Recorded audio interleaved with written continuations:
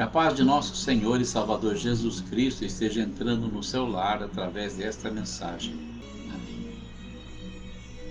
Capítulo 9 que nós temos aqui, então, já fala a respeito das 3 últimas trombetas. Vamos ver até onde nós conseguimos chegar com esse assunto. Porque no capítulo 9 trata da 5ª e da 6ª trombetas. E acredito que se a gente puder ver pelo menos a 5ª trombeta nessa noite, já vai ser muito bom, né? Vai ser muito útil. Vamos tratar desse assunto então. Começando no versículo 1. E o 5º anjo tocou a sua trombeta, e viu uma estrela que do céu caiu na terra, e foi-lhe dada a chave do poço do abismo. E abriu o poço do abismo, e subiu fumaça do poço como a fumaça de uma grande fornalha, e com a fumaça do poço escureceu-se o sol e o ar. E da fumaça vieram gafanhotos sobre a terra, e foi-lhes dado poder, como o poder que tem os escorpiões da terra. E foi-lhes dito que não fizessem dano à erva da terra, nem a verdura alguma, nem a árvore alguma, mas somente aos homens que não têm nas suas testas o sinal de Deus. E foi-lhes permitido não que os matassem, mas que por 5 meses os atormentassem, e o seu tormento era semelhante ao tormento do escorpião quando fere o homem. E naqueles dias os homens buscarão a morte e não a acharão, e desejarão morrer, e a morte fugirá deles. E o parecer dos gafanhotos era semelhante ao de cavalos aparelhados para a guerra. E sobre as suas cabeças havia algo como coroa semelhante ao ouro. E os seus rostos eram como rostos de homens, e tinham cabelos como cabelos de mulheres, e os seus dentes eram como de leões. E tinham couraças como couraças de ferro, e o ruído das suas asas era como o ruído de carros quando muitos cavalos correm ao combate. E tinham caudas semelhantes às dos escorpiões e aguilhões nas suas caudas. E o seu poder era para danificar os homens por 5 meses. E tinham sobre si rei, o anjo do abismo. Em hebreu era o seu nome Abaddon, e em grego Apolion. Passado é já um ai. Eis que depois disso vem ainda 2 ais. Glória a Deus. Vamos entender essa passagem e logo em seguida nós estaremos vendo os demais. Começamos então com o toque da trombeta do anjo. Depois que o 4º anjo toca a trombeta e os corpos celestes se escurecem, passa um anjo avisando sobre as 3 últimas trombetas, alertando na verdade, dizendo, clamando com alta voz, ai, ai, ai dos que moram na terra, por causa das vozes das 3 trombetas que ainda vão tocar. Então nós vamos falar sobre o primeiro ai. São 3 ais, porque ainda tem mais 3 trombetas, mas nós vamos tratar especificamente da 5ª trombeta, porque no versículo 1 diz assim: o 5º anjo tocou a sua trombeta, e viu uma estrela que do céu caiu na terra, e foi-lhe dada a chave do poço do abismo. Olha, lá no capítulo 8, versículo 10, João tinha visto uma estrela que caía do céu. Lá está escrito assim: o 3º anjo tocou a sua trombeta, e caiu do céu uma grande estrela ardendo como uma tocha, e caiu sobre a 3ª parte dos rios e sobre as fontes das águas. Era a estrela chamada Absinto, que amargou a água, e dessa amargura morreram muitos homens. Então ele já viu uma estrela caindo, a estrela já caiu, que no meu ver não era bem uma estrela, seria talvez um meteoro, seria um meteoro. João não sabia, ele não era uma pessoa culta, estudada, então ele não sabia definir o que ele via. Então ele falava, caiu uma estrela do céu, via uma coisa caindo do céu, então é uma estrela, né? Ainda mais que ela vinha ardendo como uma tocha, então ele julgava que era uma estrela. Hoje nós sabemos que as estrelas são maiores do que qualquer planeta, as estrelas que estão no infinito são maiores até do que o nosso próprio Sol, então não tem como a estrela cair na Terra, porque esmagaria a Terra. Certamente eram meteoros que caíam e que traziam essa propriedade do absinto, não é? Caiu ali, capítulo 8, versículo 10. Agora ele está vendo uma outra estrela que cai do céu. E uma coisa diferente acontece, porque quando essa estrela cai do céu, ela recebe a chave do poço do abismo. Isso nos mostra que essa estrela deve ser algum ser, não é exatamente uma estrela, é um ser. É o modo como ele descreveu, a estrela caiu na terra. Porque a estrela na Bíblia, no Antigo Testamento, no Novo também, servia para indicar autoridades, pessoas que tinham autoridade, não é? Então, você vê lá em Números 24, 17, que o profeta Balaão, ele diz assim: vê-lo-ei, mas não agora, contemplá-lo-ei, mas não de perto. Uma estrela procederá de Jacó, e um cetro subirá de Israel, que ferirá os termos dos moabitas e destruirá todos os filhos de Sete. Há outras referências que agora nós não vamos tá lendo aqui, porque o que interessa para nós é essa estrela que caiu, que poderia ser uma pessoa que recebeu autoridade para punir, né? Como aconteceu com o rei de Babilônia, lá em Isaías capítulo 14, versículo 12, que descreve bem Satanás caindo do céu. Quando Jesus demonstrou seu poder sobre os demônios, os servos do diabo, ele disse: eu via Satanás caindo do céu como um relâmpago, lá em Lucas capítulo 10, versículo 18. E em Apocalipse 12, presenciaremos também a derrota de Satanás na batalha do céu, quando resulta na expulsão do diabo do céu. Capítulo 12, do versículo 7 até o 9, ele faz a devida referência. Tudo sugere que a estrela caída, aqui no capítulo 9, versículo 1, seja o próprio Satanás, que estava caindo do céu, e recebe então a chave do poço do abismo, certamente com o intuito de punir aqueles que estão no abismo, aqueles que morreram sem Jesus, que não aceitaram o amor do Salvador para ser salvos, não é? Vamos observar aqui um ligeiro contraste entre o diabo, que na Bíblia você vai encontrar às vezes falando sobre a estrela, né, a estrela da manhã que cai do céu, lá em Isaías capítulo 14, versículo 2, ele fala: como caíste do céu, ó estrela da manhã.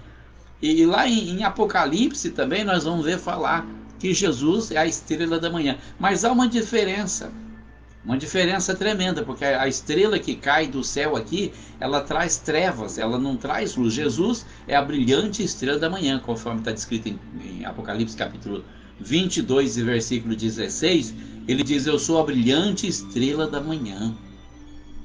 Mas aqui a gente vê que essa estrela que cai, ela produz trevas. Vamos continuar lendo, vamos ver o que acontece aqui. E abriu o poço do abismo, ele recebe a chave do poço do abismo, e abriu o poço do abismo, e subiu fumaça do poço, como a fumaça de uma grande fornalha, e com a fumaça do poço escureceu-se o sol e o ar. Então observa que essa estrela, ela produz trevas e não luz. Ela escurece o sol e escurece o ar. A atmosfera toda fica tampada, como se fosse noite, porque o sol se escurece e o ar acompanha. Então, observa que essa estrela está produzindo trevas e não luz, como Jesus. Jesus produz luz e não trevas. Então, olha só, João, nós estamos estudando a primeira carta de João, às quartas-feiras no YouTube. No capítulo 1, versículo 5, diz que Deus é luz e não há nele trevas nenhumas. Não existe nenhuma treva em Deus. Então, a estrela que produz trevas não pode ser de Deus, não é o Filho de Deus, não é um anjo de Deus, é certamente Satanás ou algum de seus líderes. O trabalho do diabo sempre foi de ocultar a luz de Deus. Ele sempre tenta manter o homem nas trevas da ignorância, nas trevas do pecado. Ele sempre tenta impedir que a luz de Deus brilhe no coração do homem. Então ele abre o poço do abismo e o mundo parece que vai se escurecendo, é uma forma figurada também de falar do sol, porque lá em Malaquias o profeta se refere a Deus como o sol da justiça. O sol da justiça que brilhará sobre aqueles que temem o nome do Senhor. Então aqui o sol se escurece, o ar se escurece, e as trevas do pecado, da mentira, do engano, da iniquidade, da ignorância, aparecem para enganar os homens e para mantê-los longe de Deus. Jesus fala muito sobre isso no capítulo 9 de João, quando ele diz: convém andar enquanto é dia, a noite vem quando ninguém pode trabalhar. Então, aqui está associando exatamente no sentido espiritual, porque ali Jesus falava do cego de nascença, mas aqui ele está falando no sentido espiritual. Muitas vezes as trevas da ignorância cobrem a mente da pessoa para não compreender. E se a gente for analisar direitinho mesmo, é o que acontece na maioria das vezes. Como que a pessoa ela entra pelo caminho do erro, do engano, acreditando que está certo, porque muitas pessoas vão para o inferno julgando estarem salvas. Muitas são encaminhadas para o inferno acreditando que estão indo para o céu. Tem até uma charge que eu publiquei no YouTube, às vezes eu publico no story do Facebook também, que mostra duas cenas, a pessoa em cima na sepultura dizendo: ai, descanse em Deus, morreu, descansou. E embaixo a outra cena mostra os demônios torturando as pessoas no inferno. Enquanto você julga que a pessoa está no céu, muitas vezes está no inferno. As trevas da ignorância que cobre a mente do ser humano e faz ele acreditar numa coisa que não é real. Não é real. Por quê? Porque Deus é a luz. Se não está em Deus, não pode ter luz, irmão. No sentido que Deus permite que esse trabalho de Satanás aconteça, porque Deus lhe deu a chave. Nós percebemos que Deus permite que os homens sejam castigados com o engano, com a mentira e com as consequências do próprio pecado. A ignorância vem como resultado do pecado e, de certa forma, é um castigo de Deus. A gente vê várias referências sobre isso também, não vai dar para falar aqui, mas existem várias referências. Quando Paulo, nas suas cartas, também diz que Deus lhes enviará a operação do erro, porque não creram a verdade, mas eles preferiram, tiveram prazer na mentira. O versículo 3 diz assim: da fumaça vieram gafanhotos sobre a terra, e foi-lhes dado poder, como o poder que tem os escorpiões da terra. Então, olha, quando aquele anjo abre o poço do abismo, aquele anjo que possivelmente é Satanás, e Satanás também é um anjo, não é? Quando ele abre, então a fumaça vem, cobre o sol, escurece o ar, e da fumaça vem gafanhotos sobre a terra. Gafanhotos como uma praga, como a praga do Egito, a praga dos gafanhotos, como a praga prevista por vários profetas, porque o povo se desviava de Deus. Ele diria: eis que enviarei sobre vós os gafanhotos, a locusta, né? São pragas que vêm para castigar, mas esse castigo ele é um pouco mais personalizado.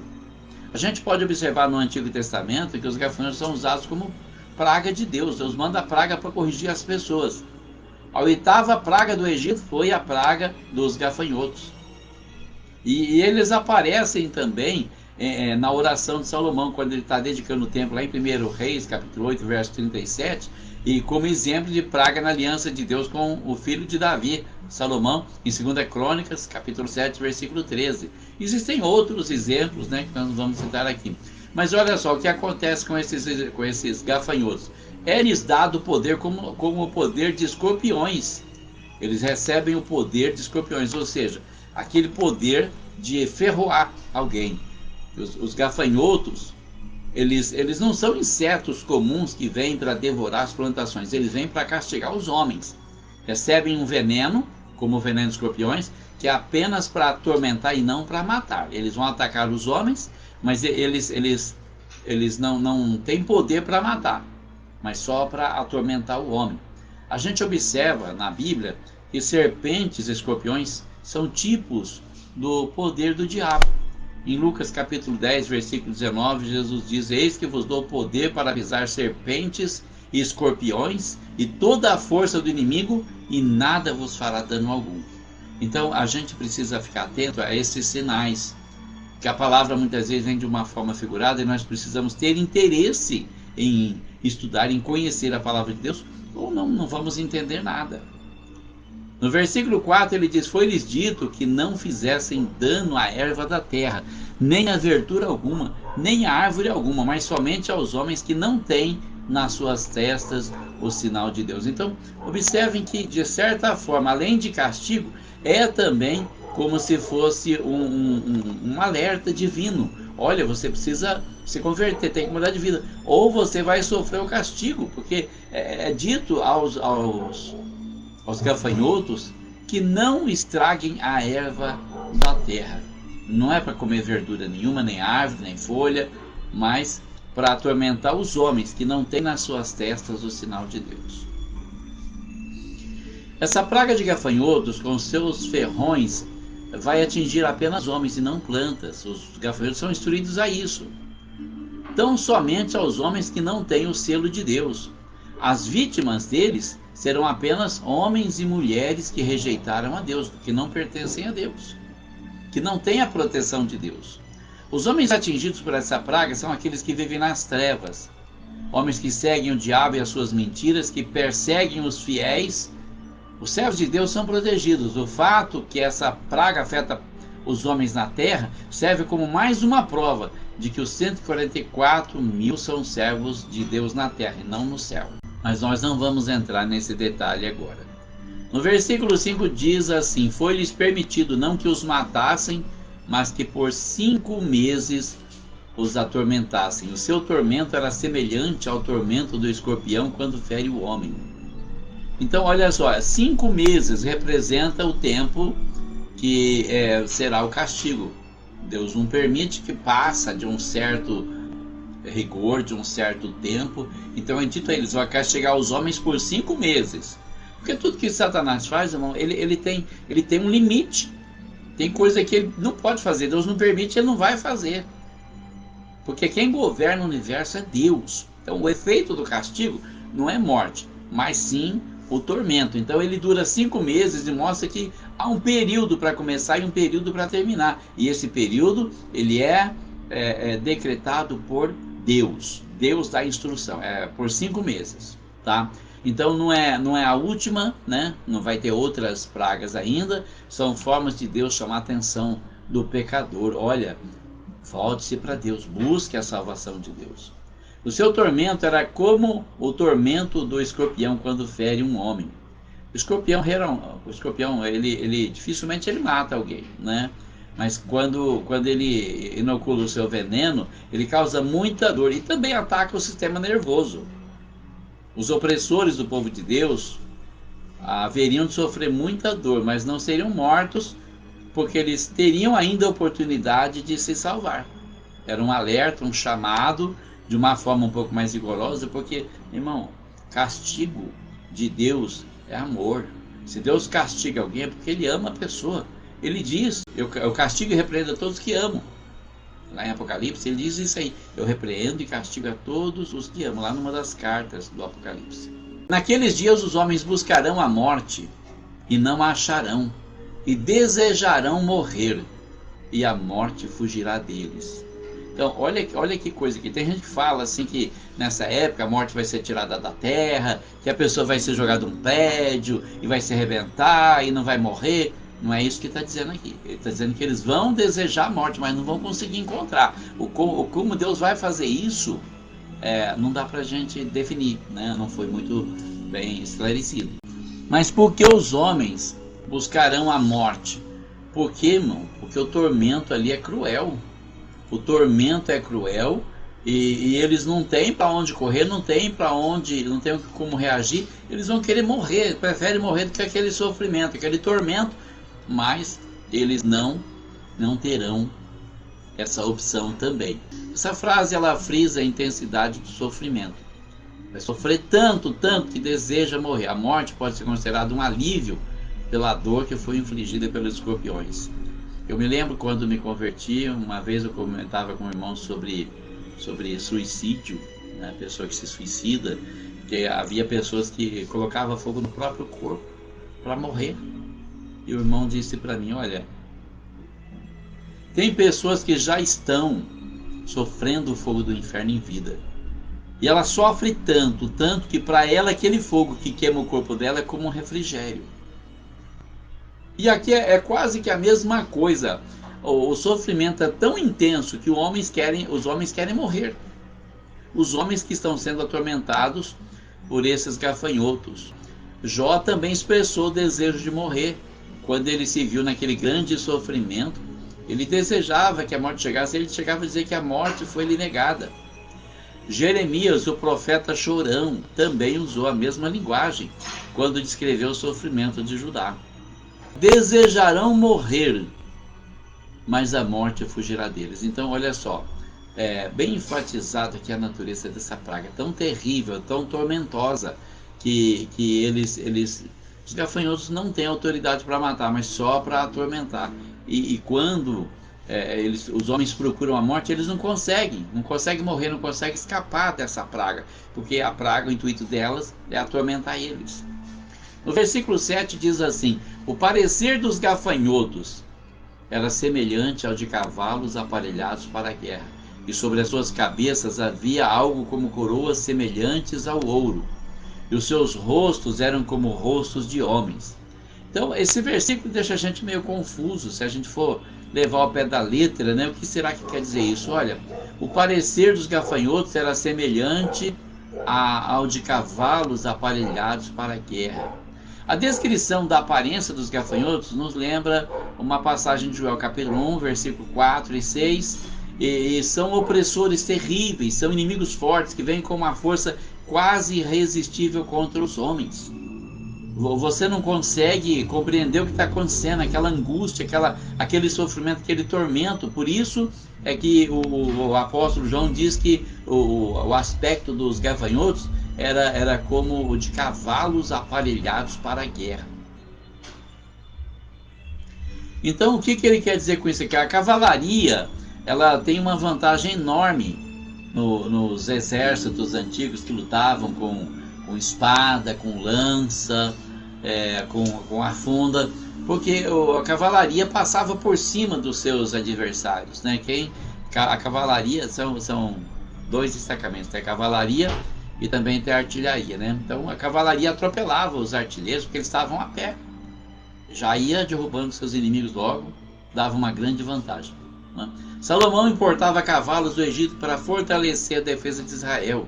Em 2 Crônicas, capítulo 9, versículo 28, fala que Salomão comprava muitos cavalos do Egito. Os homens sempre enfrentavam a tentação de confiar na sua força militar, representada por cavalos, ao invés de confiar em Deus, como diz Salmo 20, versículo 7, que diz que prefere confiar em Deus do que em muitos cavalos, né? Os cavalos aparecem também nas figuras proféticas de castigo e destruição, como está escrito lá em Jeremias capítulo 4, versículo 13: eis aí que sobe o destruidor como nuvens, os seus carros como tempestade, os seus cavalos são mais ligeiros do que as águias. Ai de nós, estamos arruinados. Observando sempre os cavalos que vêm como nuvens, vem levantando aquela poeira, trazendo aquele terror. Também ele diz aqui ainda na última parte, havia algo como coroas semelhantes ao ouro. Então aqui aparece uma palavra grega chamada de Stefanos, a coroa da vitória. Ela aparece em relação aos ímpios. Em todos esses casos, mostra a vitória de Cristo ou a vitória do povo de Deus. O povo de Deus vai ter vitória, não importa quanto sofrimento venha. Cristo sempre vai ter vitória. Satanás pode levantar quantos exércitos quiser, mas ele sempre será derrotado. Aqui os servos do diabo dão a impressão de ser vitoriosos, porque eles vêm como cavalos aparelhados para a guerra, mas a própria linguagem sugere uma falsa vitória. É como que coroas parecendo de ouro. Os servos do inimigo podem imitar a vitória dos santos, mas jamais conseguirão a vitória final. O seu rosto era como o rosto de homem. Figuras de animais ou insetos com características humanas normalmente sugerem a inteligência.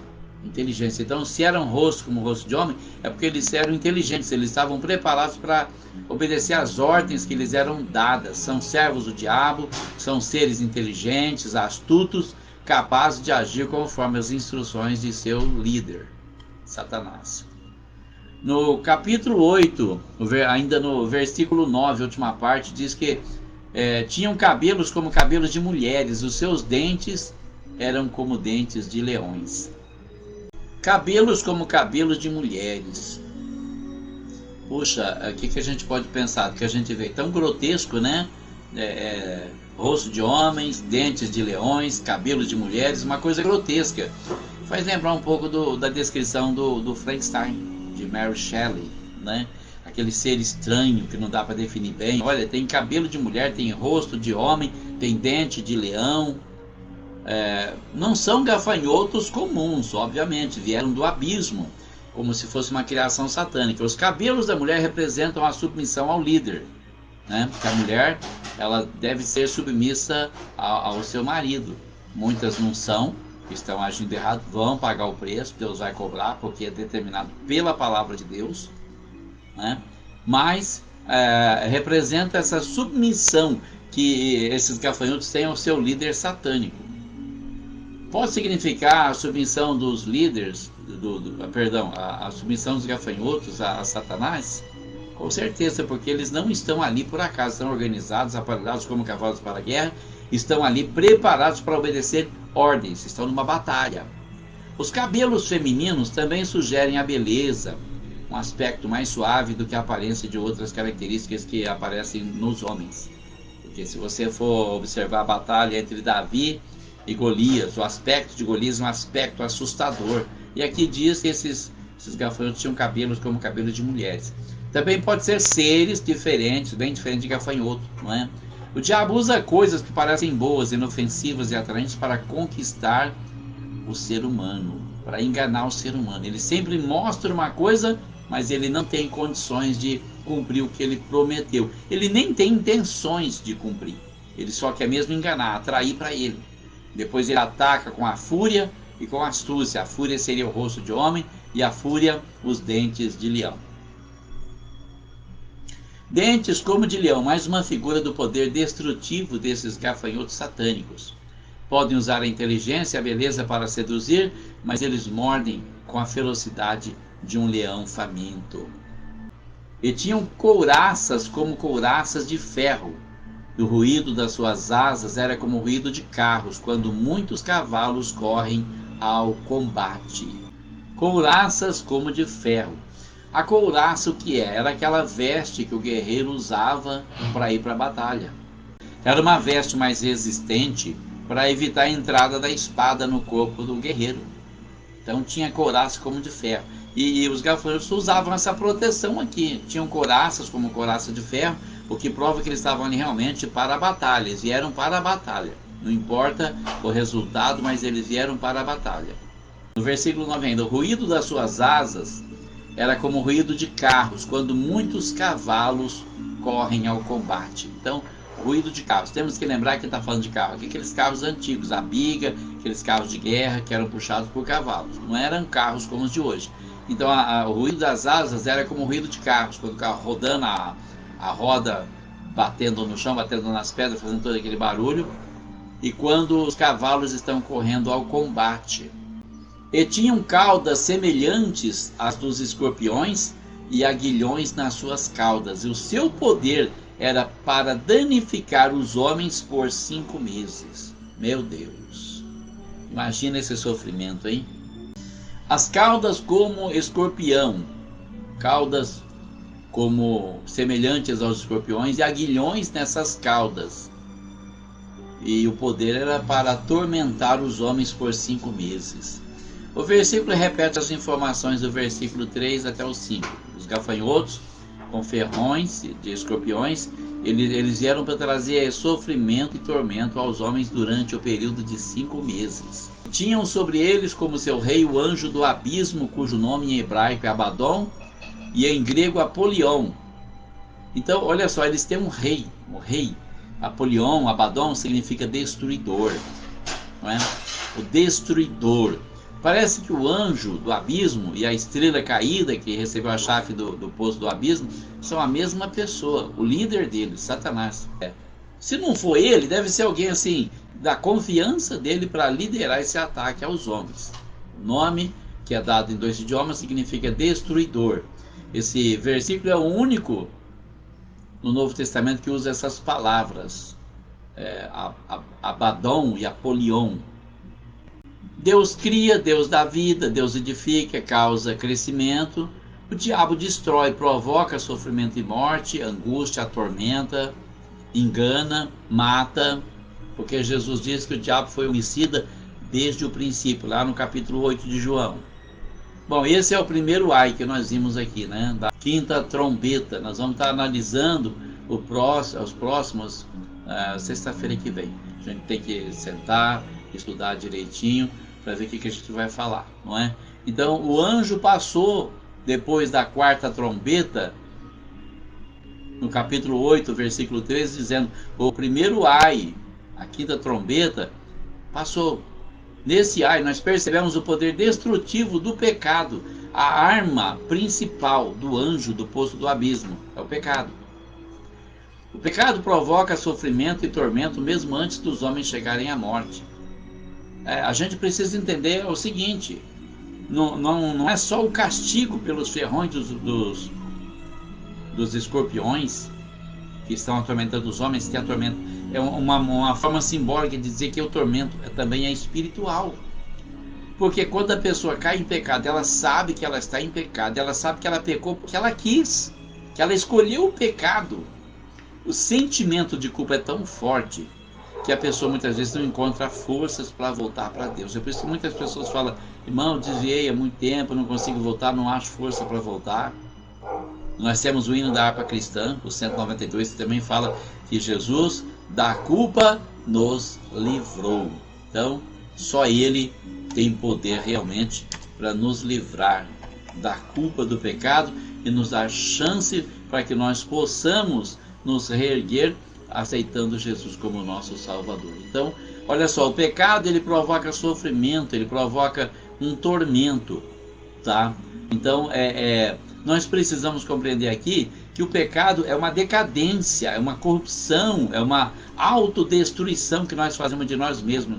Veja o que está acontecendo com a sociedade, como a violência está aumentando, o feminicídio, o homicídio, menores sendo assassinados, rituais satânicos acontecendo, a violência tem aumentado tanto, principalmente no meio da juventude. As pessoas preferem pertencer a gangues, roubar, matar, destruir a obra de Satanás. Mas Jesus disse que veio para dar vida e vida com abundância. Então, nós vamos ainda analisar quais serão os outros dois ais, que é o da sexta e também o da sétima trombeta. E nós vamos deixar isso para sexta-feira que vem. Vamos por partes, devagarzinho, para que a gente possa compreender. Por hoje é só. Vou ficando por aqui. Deus abençoe você, Deus abençoe a sua família, Deus abençoe o Brasil. Um forte abraço e fiquem com Deus.